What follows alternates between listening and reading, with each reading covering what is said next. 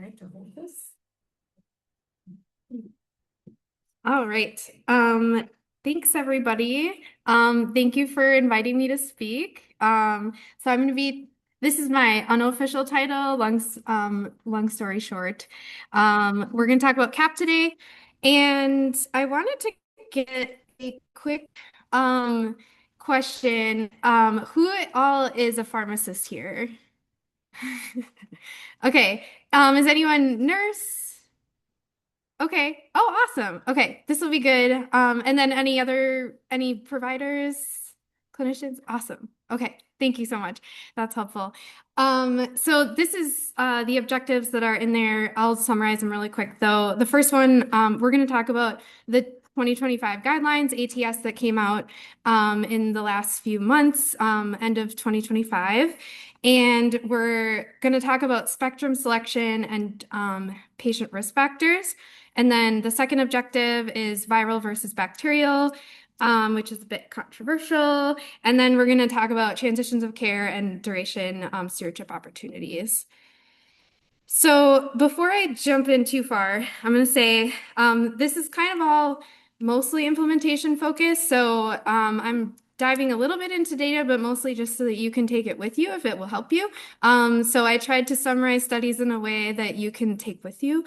And then another disclosure, all the CAP studies, essentially every single one, including the one that I'll talk about from Northwestern, is they're limited by a lack of proof of bacterial pneumonia. So just keep that in mind. Like, we don't get cultures on a ton of patients. It's usually about 20 to 25% of all of the studies have an actual culture. So keep that in mind when we're talking about outcomes. Most of the time, we don't know if it's bacterial, but that is across pretty much every study. And then the other disclosure is a team shout out. So we did a huge study, and I'm talking about implementation at Northwestern, and all of it was not me. So I have to shout out the team, which the big study was Joel Kennedy was our resident PGY2ID, and he did a lot of the big study that I'll be talking about. And then Jim Rhodes is the stats master, and so I have to give him a huge shout out for all of his assistance in our big study. Unfortunately, he's not here to speak to all the fancy stats he did. I will do my best. And then, of course, the Northwestern team, all of the implementation couldn't have been done without everybody on the team. Okay, so I'm going to cover the ATS guidelines. It's not a huge comprehensive guideline. They had four very specific questions. So the first one is lung ultrasound. Is it reasonable in adults suspected with CAP? The second question was adults with CAP who have a positive respiratory virus, should we be using antibiotics?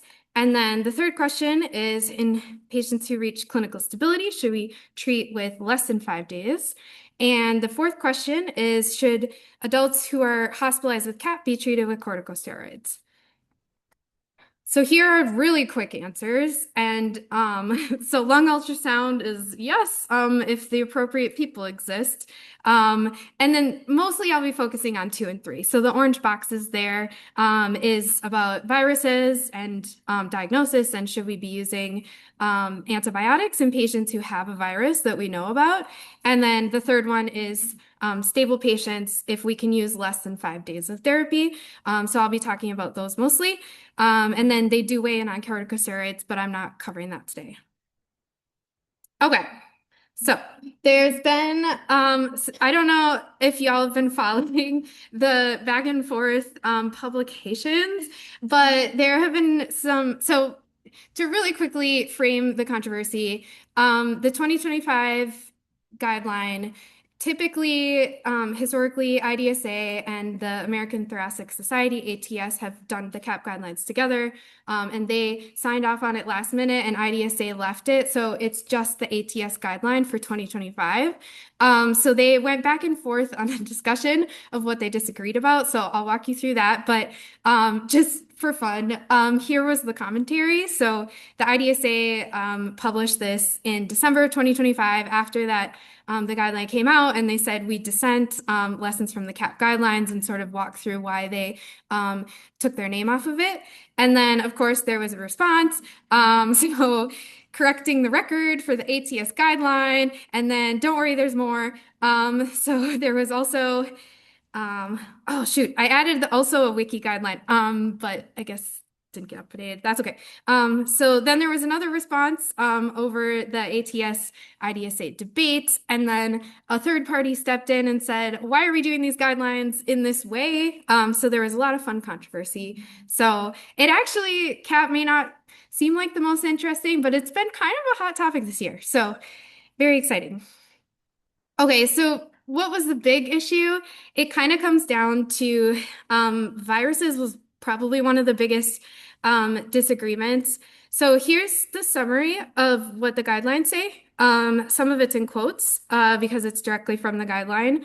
So in the outpatient setting, which is on the left, the green box is the only place they don't recommend bacterial coverage in viral cap, which is if they have no comorbidities. So if you know you have a virus, and there no comorbidities, then you don't need bacterial coverage.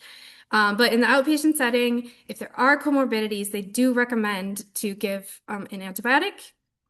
And then in the inpatient setting, for everybody, non-severe and severe, they recommend to give antibiotics even if you know they have a virus.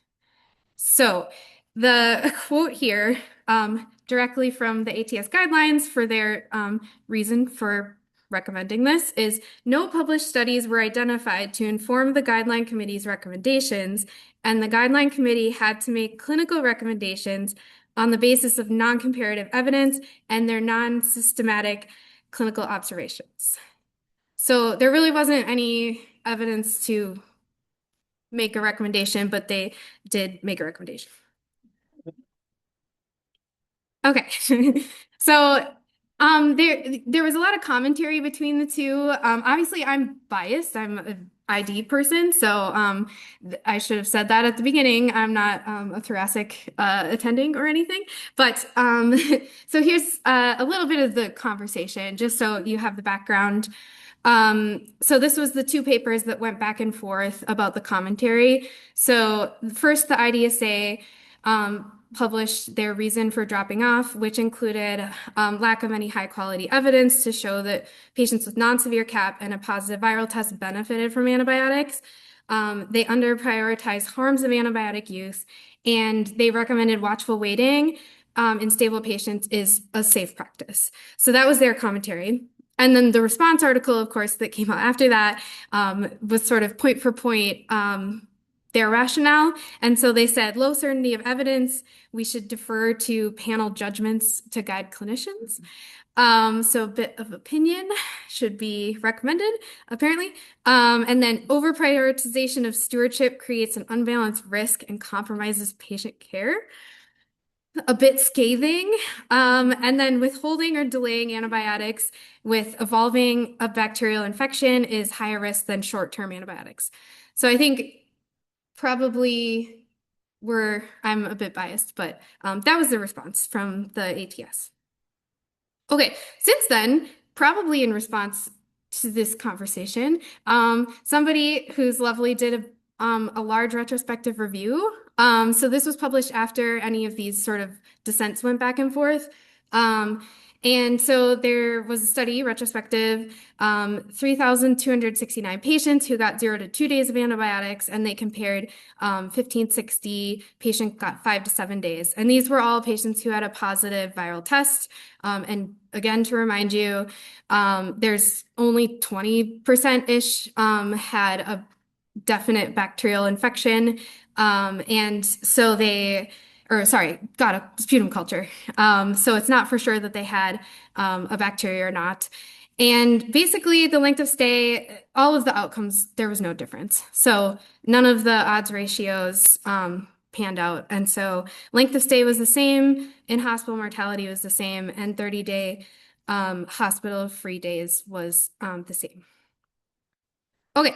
So I have some of these polls to keep you awake after lunch. Raise your hand if you feel comfortable avoiding antibiotics in patients with viral infections. Whoa! All right.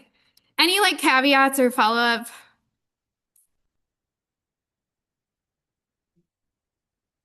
Um, yeah, so these are the caveats. Yes, yes. So like inpatient, let's say inpatient. Any caveats? I saw a hand. I'm a physician, but if I look at the CT images, a lot of times that can be a differentiating factor. Yeah. The physical presentation, ground glass capacity for both sides. You're probably not going to be seeing bacterial rate of feed, so like agree with you. Yeah. So if they have a positive virus and they're thinking about antibiotics using imaging, yeah. And then like and the clinical picture of the story matters a lot too. If you got a virus and then you get a profile that's in favor of or because there's low, I mean, you can pretty much always guarantee that you're not about. Yes, some good tricks. Yeah. Yeah, so I think probably in my opinion, the level of ill that they are, and if you can wait and watch and see if they improve or don't improve. But if you know they have a positive virus and they have flu, like they get really sick from flu. So it kind of, I think there's a lot of caveats to this, but if they're stable, then I think it's appropriate to consider, especially based on that retrospective review, though it's only one so far. Awesome. Okay, well, you stole my thunder, Dr. Ahmed, but so here's yeah, first disclosure, I'm a pharmacist, so I mainly just treat things, but here are some considerations. And there's also no definitive way to rule out community-acquired pneumonia due to a bacteria. So that's something to consider.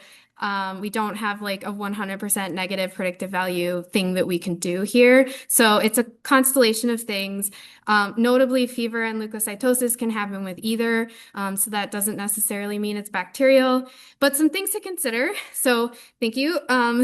Imaging is helpful. So if it's oh, that's the second one. Diffuse bilateral infiltrates is more consistent with a viral infection. And then if it's a dense lobular consolidation, that's more consistent with bacterial. Again, not a perfect predictor, but something to put in your decision pathway. For symptoms, a classic viral infection, myalgias, headache, a non-productive cough preceding upper respiratory tract symptoms that start up and then go down is consistent with viral. And then bacteria is more consistent with a productive cough, though again, none of this is perfectly diagnostic. There's some testing that we can do. So the commonly tested is COVID and flu A and flu B. So I imagine most of you have rapid tests in your area, or you can get that over the counter for those three. And then a lot of the PCR rapid have the RSV as well. But there's expanded panels. Does anyone routinely use the extended panel with adenovirus and?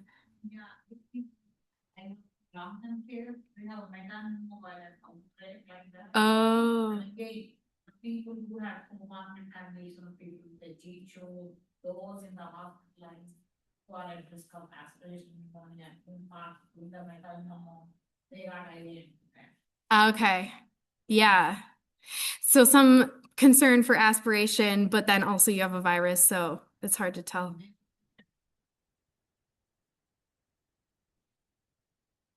Okay. Yeah. Yeah, so there's some panels, they're usually more expensive, so it depends on the setting, but some of the panels have more of the viruses, like paraflu and metapneumovirus. For bacterial, the expanded panel also usually has mycoplasma and chlamydophila. And then we can also get sputum cultures, though, again, they're kind of hard to obtain and not always necessarily recommended, especially in the outpatient. But you can grow, the most common is strep pneumo by far, and then H flu and MCAT are the other two most common pathogens. And then procalcitonin is another one. Again, take it with a grain of salt. Don't anchor on procalcitonin. There's a lot of things that can make it look high, and it doesn't necessarily mean they have bacterial pneumonia, but if it's negative, that's helpful because the negative predictive value is good. So if it's less than 0.25 or there's a reduction in 72 hours, then it's more likely to be viral. Okay. There's a lot of other things that can look like this, that can also have fever and leukocytosis depending on the setting. So sort of getting your hat on and figuring out which other things the patient might have can help you decide if it's a positive virus and they also have these other things. Maybe they're less likely to have bacterial pneumonia and just exacerbations of these chronic diseases. So cancer and tumor burden is something that can cause a lot of issues like coughing or lab abnormalities, pulmonary embolism, heart failure, and COPD. We see a ton of people who get a virus and they have also an exacerbation at the same time and come in and get antibiotics. Okay, so you have decided that you are going to treat CAP with bacterial coverage. So how do you decide on empiric therapy? So this is the 2019 IDSA CAP guideline that has treatment information. Again, the ATS 2025 doesn't have coverage information on it. So this is the beginning of the pathway. So that's recommended. One major criteria or three or more minor criteria. So you can see they're somewhat vague, but septic shock and need for pressors and respiratory failure with ventilation are the two major criteria. And then minor is just a combination of things that make you ill. So that's how to define severe. And then from there, you go to the severe or non-severe. So again, we just bucketed them into severe or non-severe in the last slide. This one, severe is on the right hand, non-severe is on the left hand. And so you have two risk factors for MRSA under non-severe. You have two risk factors for Pseudomonas under non-severe. They're different from each other. They're also different from the right side. None of these are the same. So there's risk factors for MRSA and risk factors for Pseudomonas that are different. So every box is different. So that being said, easy, right? Raise your hand if you attempted to implement this. Nobody? Oh, one person. Okay. And then if you tried something similar, did you have good compliance? Anybody? Yeah. Excuse me. Yeah.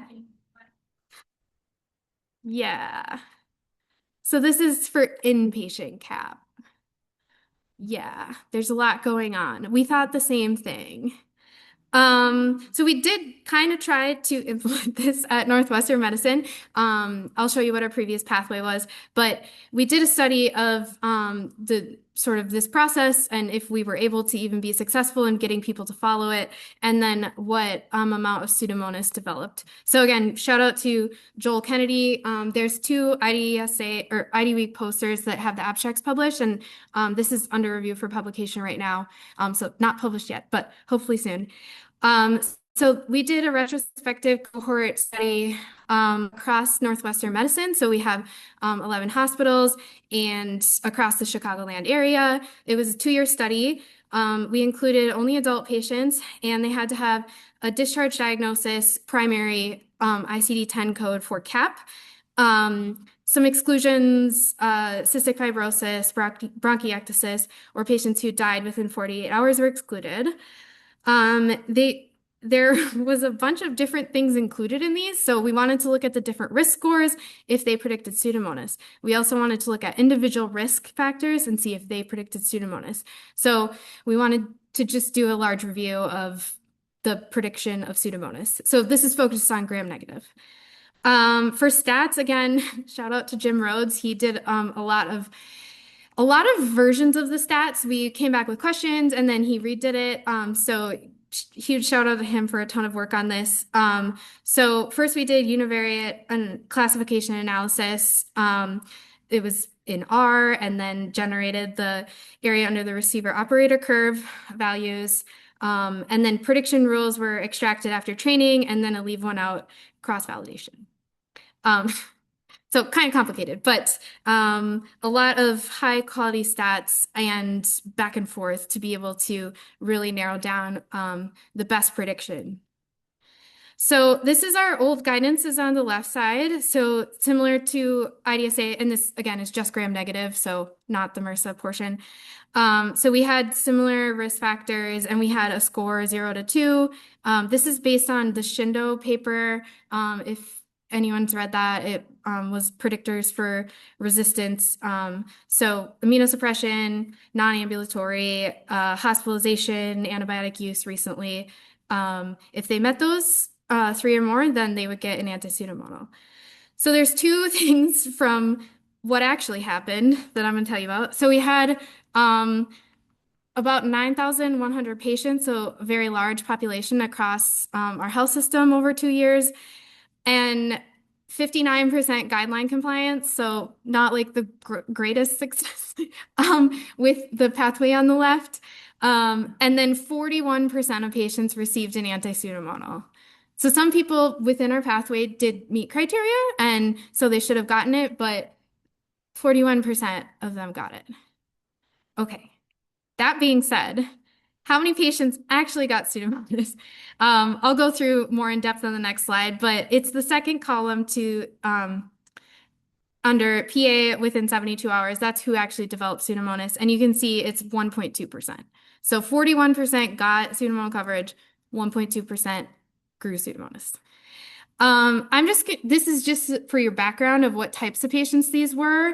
There's a few things I'll call out. So one of them is depending on our facility, they have different types of patients. So some of them are older. The second one down is NMH, the Academic Medical Center. So it's the biggest 1,000 beds, and it also notably has 30% immunocompromised in this cohort. So quite a lot more than the rest of the system, as we would probably expect. We did have a lot of patients who had severe CAP. So that was calculated based on the IDSA guidelines of who fell into the severe category. So almost 20% overall, but then some groups like the academic center had 28%. So just a little bit higher in some of the settings. Also notably was the nursing home within the last year. There was some areas that just had a lot of nursing home patients. And so like our academic center doesn't take a lot of them, so that was less, but there were several sites that had a lot more, like facility 4 was 25%. Okay, and then one other thing to mention, there was a lot of ICU admissions. And then the big thing, one of the big things is Pseudomonas within the last year was one of the the IDSA guideline criteria for anti-pseudomonal coverage, depending on which group they fell in. And that was 1.2% had a history of Pseudomonas in the last year, which was different between sites. You can see the academic center is 3%. So it kind of aligns with what you might imagine. Okay, so after many rounds of statistics, really the only thing that panned out at all was a history of Pseudomonas. So in the green on the left is out of the 9,196 patients we looked at, if they did not have a history of Pseudomonas, under 1% developed Pseudomonas. So that was a very good indicator. And then on the right in red is the people who had a history, 28.8% of them did develop Pseudomonas again. I will point out that's still not that much. So it did kind of lead us down a path, but that was the only thing that really panned out over time to have any sort of good prediction was a history of Pseudomonas. Okay, I'm just going to list all of the things we looked at that did not predict Pseudomonas. So all the previous HCAP definitions did not predict Pseudomonas. The combination risk scores, we combined all of the different risks from the different scores, the DRIP score, our own internal score, the IDSA CAP guideline algorithm, that complicated thing. None of them predicted it at all. So they didn't meet any statistical significance to predict Pseudomonas.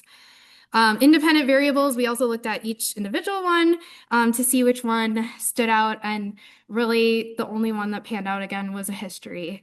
So immunocompromised, admitted from a nursing home, recent hospitalization, none of these individually led to a risk.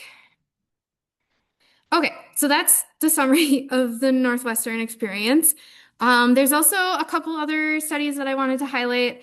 So Oliver in 2021 did a similar study, much smaller, but they looked at the drip score as well, which again is really similar to ours, where 0 to 3 or 0 to 2 risk factors don't get Pseudomonas, and the risk factors are similar. So they were looking at the drip score, and essentially it was moderate to low performance. In the end, it just really didn't predict DRP, which is drug-resistant pathogens. And then on the right is just a Whitfield 2025, a retrospective study looking at 4,558 adult patients in rural hospitals, and their Pseudomonas rate was 0.7%. So kind of similar, really just low yield on Pseudomonas from community-acquired pneumonia. Okay. I'm going to go over some advantages of ceftriaxone over piptazocefapime. This is kind of what we use as marketing, so that's why I'm showing it. It was a hard sell, and we implemented a change to try to drive ceftriaxone at Northwestern. So this was one of the slides that we showed.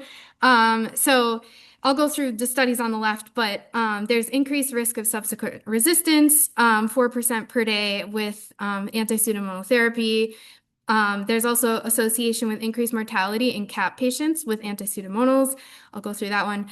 And then some advantages of ceftriaxone is once a day. From a fluid status perspective, it's much lower sodium. Piptazo is like fries in a hamburger for sodium. So if they also have heart failure, which is often they come in with heart failure, ceftriaxone is going to be much better for that, to not cause more problems. And then it's not really adjusted, so it's pretty easy to standardize. Okay, so the first study was the increased risk of subsequent resistance. This is from 2019, Teshome. If you're a steward, you probably have read this at some point. But basically, 4% every single day that the patient remains on an anti-Pseudomonal, they have increased risk of subsequent resistance. So if they stay on it for 7 days, that's 4 times 7. So it adds quite a lot of resistance risk to the patient. Every day makes a difference. And then the mortality association is an interesting one. We actually replicated this and saw the same result in our study, which hopefully will be published soon. But this was from 2022, Kobayashi. It was a multivariable logistic regression, and there were several covariables associated with 30-day mortality, and then they calculated the odds ratio comparing narrow versus broad, which is anti-Pseudomonal is in the broad group. And you can see the black on all of these on the right is higher mortality. So from left to right, it's all patients. They broke it down for non-severe and severe. And across the board, mortality was increased in the anti-Pseudomonal group. Okay. So this essentially was what we implemented in October 28th of 2026.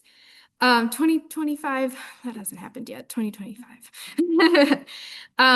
So basically, anyone on the floor, anyone stable, doesn't matter. Don't need to look at where they came from, their history, their antibiotic use, ceftriaxone. That's the answer. So we try to make it super easy. You're not calculating scores. The answer is ceftriaxone.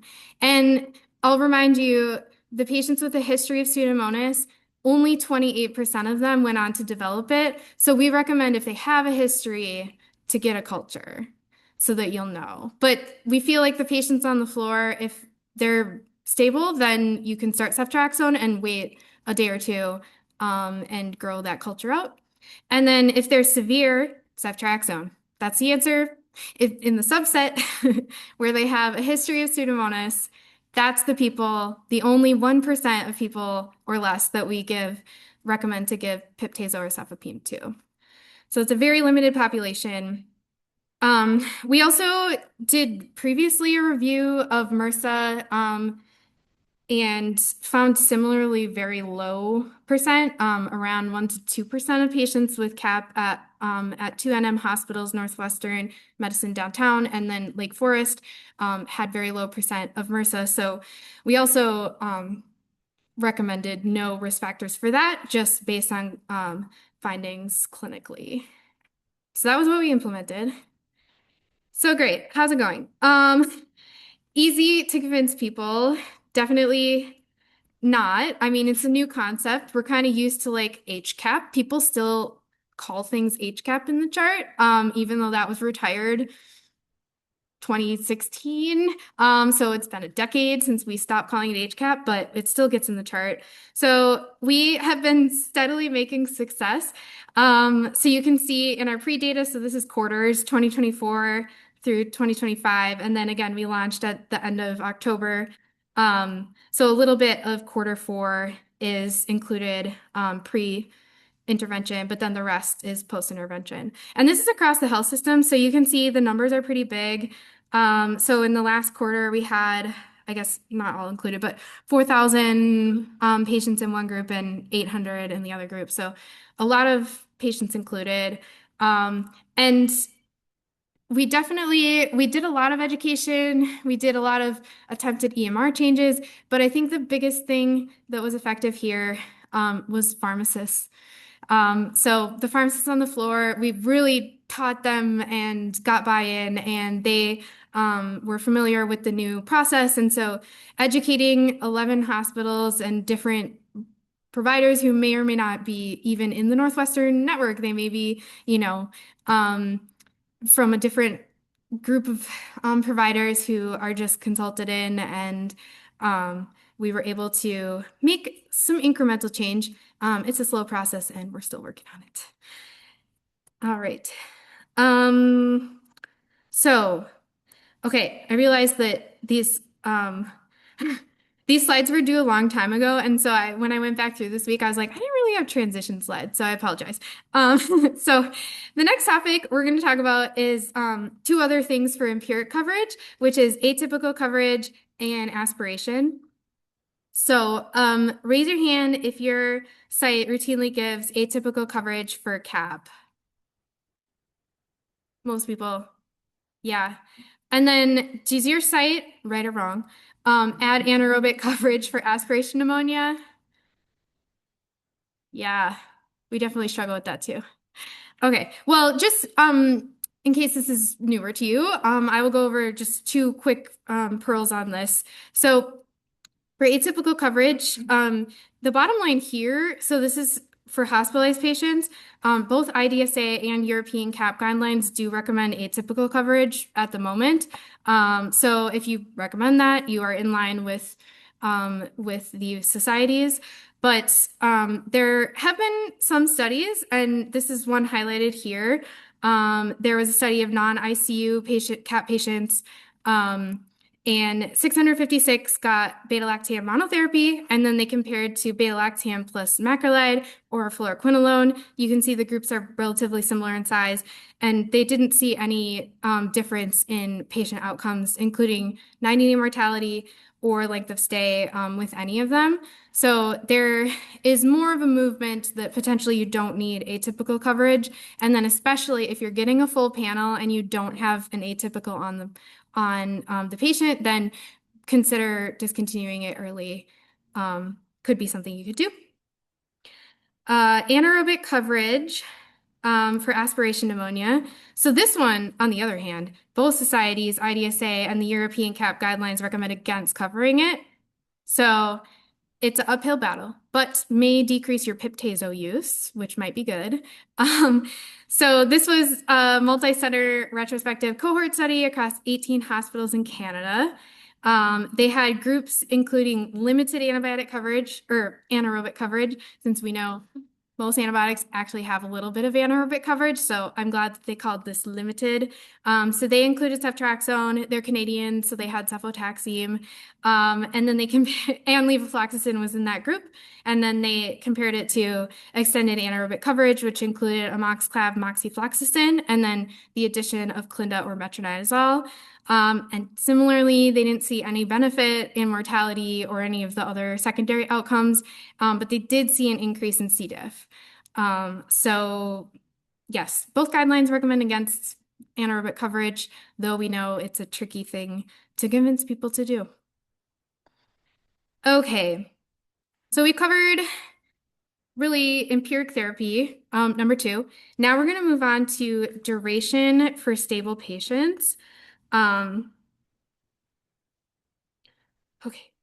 So they recommend inpatient and outpatient. So this is for all the outpatient people too, who reach clinical stability less than 5 days. They suggest under 5 days of treatment as opposed to 5 days, and then a minimum of 3. So 3 days for clinically stable patients. Okay, so I'll go over the 2 studies that went into the cited as recommendation. So the first one is probably the biggest one that includes the 3-day. So DIN 2021, this was double-blind, non-inferiority randomized placebo-controlled trial. And this was in France, and they included patients who were hospitalized for CAP. They did exclude complications, so immunocompromised patients, HAP, obviously, and then confirmed Legionella were excluded from the study. So they had 157 patients who received placebo after day 3, and then there was 153 patients in the beta-lactam for 8 days. So it was 3 versus 8. And there was no difference between the 2 in clinical cure at day 15 in the intention to treat arm, which was, again, the prospective outcome. So they determined that for hospitalized patients who reach clinical stability, you can discontinue after 3 days. It's non-inferior to 8 days. So this is probably the biggest one that led to it, but if you're struggling with 14 days or 7 days, there's also another one that studied 5 days versus placebo, so or placebo versus 5 days. So the Uranga 2016 was a very similar setup, non-inferiority randomized controlled trial, and this one was in Spain across some teaching hospitals. I put the clinical stability criteria, but I also have them on the next slide. So it was 5 days versus an average of 10, though it was physician determined. And they studied clinical success at 30 days, and there was no difference between the groups. So the duration based on the stability criteria, which between these 2 studies, this clinical stability criteria was nearly the same. So that is why they recommend in the new 2025 ATS CAP guideline, 3 days for clinically stable patients if they meet it by then.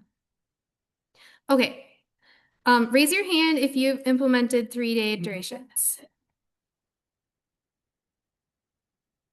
Okay, any pearls to help like everyone out? Any success, like anything that worked? Asking for myself. What's that? Power plan. Uh-huh. Yeah. Beta-lactam. No luck so far. Yeah. Yeah, this is beta-lactams now. For sure, azithromycin, 3 days, 500 milligrams. Pharmacists in the room know why. Any other pearls for like getting durations down? I'll show you what we did. We don't have data yet, but this is in case it helps anyone.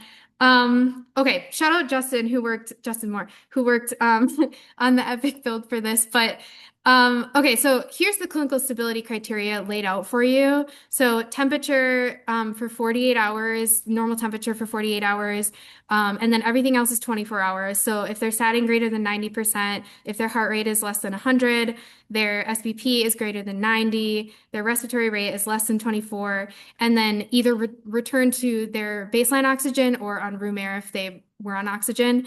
So once those are met, these are the stability criteria used in the DIN 2021 study. So you can stop at 3 days if they meet criteria. So obviously that's a lot to teach someone.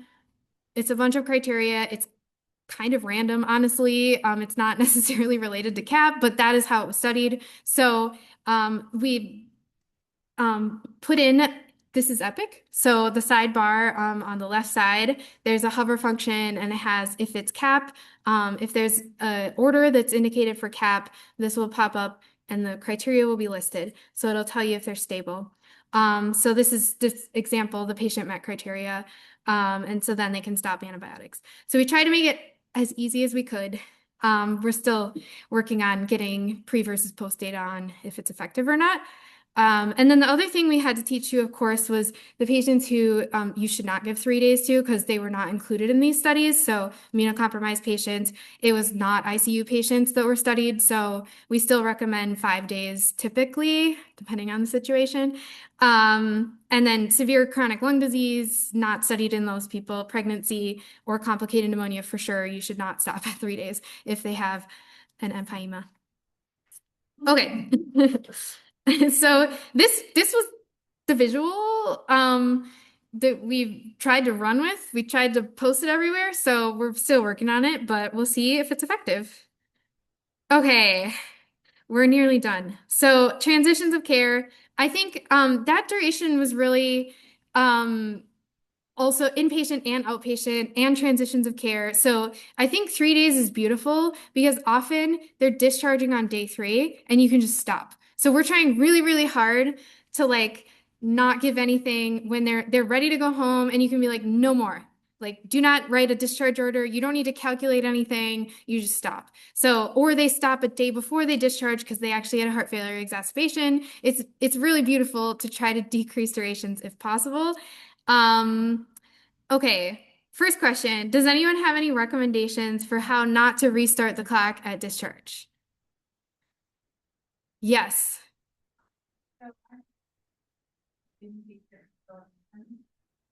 And one of the three things that we focus a lot on is pharmacy involvement and admission metrics. So we are always, and we also, due to collaboration, have access to our 3 biggest referring facilities, hospitals. So we can look at when the antibiotic started, what it's for. We document that for our providers and our doctors so that they know when to put the stop date on the antibiotics. So that's really great. Everyone discharged to her facility. Where are you at? Up at Manor Beaver Location Institute in Rockford, Illinois. There's also a Beaver location as well. Wow. Quad Cities and Shiloh in Illinois. That's amazing. A whole bunch of Compass Health. That's some really good advice for long-term care. Yeah. Something very similar on discharge counseling. Made an effort to look at all the antibiotics on discharge counseling and make sure that it's written for less. Yeah, and again, we're a very small hospital, but our physicians were really on board, and now we don't find very many that we have to call on and have to change. They've been trained. That's awesome. How do you catch them like when they're discharging? Well, we have a pharmacist Monday through Friday who is their main job is to do the discharge counseling. So like we can see when our doctors have signed orders in Epic and Okay. look at the ABS, and then we go up and counsel them. Wow. And look at that antibiotics. Goals. Yeah. Yeah. Again, we're very small. That's really cool. I mean, yeah. Has anyone done like readmissions data or anything? We have readmissions data, so there's that as well. Okay. Wow. Yeah, I can't wait to see the outcomes of these types of interventions. Yeah. Was someone going to say something? Yeah. I have the benefit of having a little bit of a smaller hospital that we, as we're doing our stewardship, like prospective occupancy feedback, and we're switching these CAP patients to oral, we're putting band-aids on the antibiotics. We have learned that specifically all the beta-lactams that are oral won't cross over, so the end-aid has to be replaced by the provider themselves.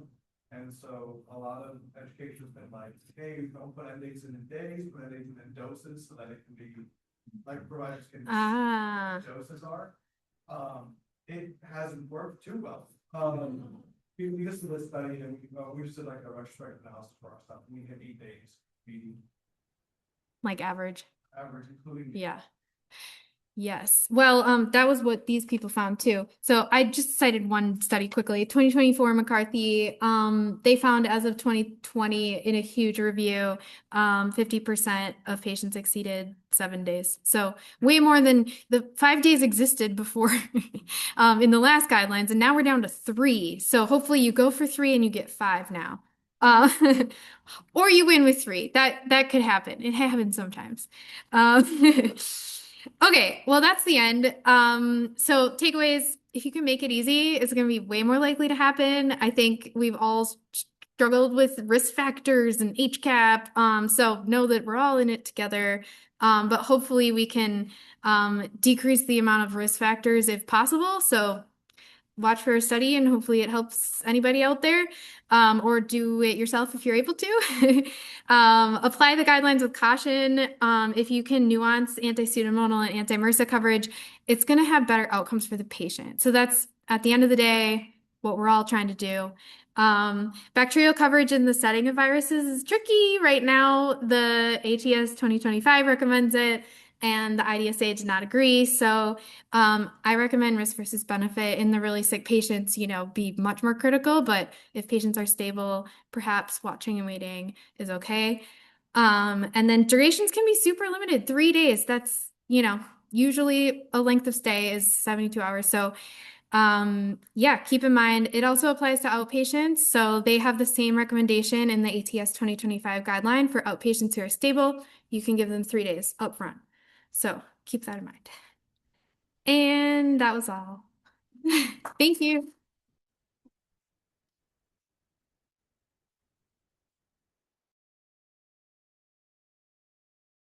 Question?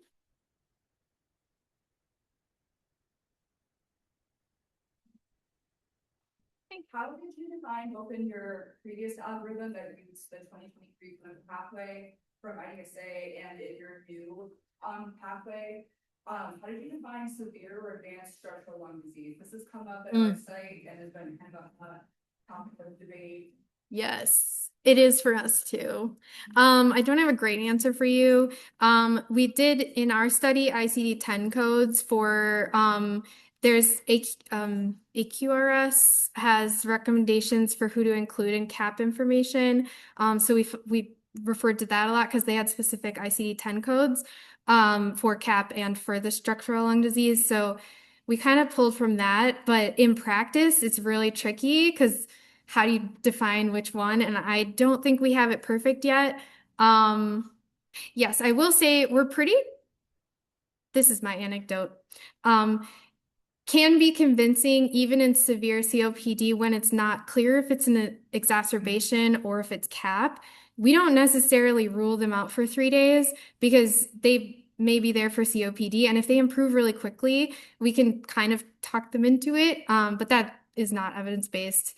Yeah, it's tricky. We struggle with that. I don't have a good answer for you. Yes. Yeah. Yeah, that's tricky. Anyone else have advice? Any other questions?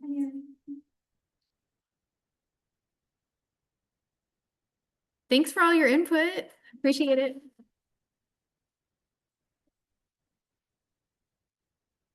Well, thank you so much, Erin, for such a wonderful talk. I know I saw lots of people taking pictures, so I think there's a lot going back to all the hospitals and healthcare settings here. I want to just quickly highlight how to obtain the BCIDP credit for this session. So if you do have your programs out, if you want to turn to page 3, the instructions are listed at the bottom here. I'll just read through them. So as mentioned, 2 hours of BCIDP credit will be available during today's summit. BCIDP credits will require a separate fee in addition to meeting registration, and you can purchase those and claim those directly through SIDP. So to claim BCIDP credit, you'll log into your account at sidp.org. If you don't already have an account, you'll need to start by creating one. The instructions for creating an account are listed there. Once you have your account ready, you can then access the course at sidp.org/BCIDP. You'll then click on the link to claim credit for the Illinois Antimicrobial Stewardship Summit, log in via Personify, use your username and login information, and then you'll just follow the prompts to claim your BCIDP credit. we will start our next session at 1:35, so you have a little bit of time. And we will start promptly at 1:35. Thank you again, everyone, for being such an engaging group. Thank you, Erin, for such a wonderful talk.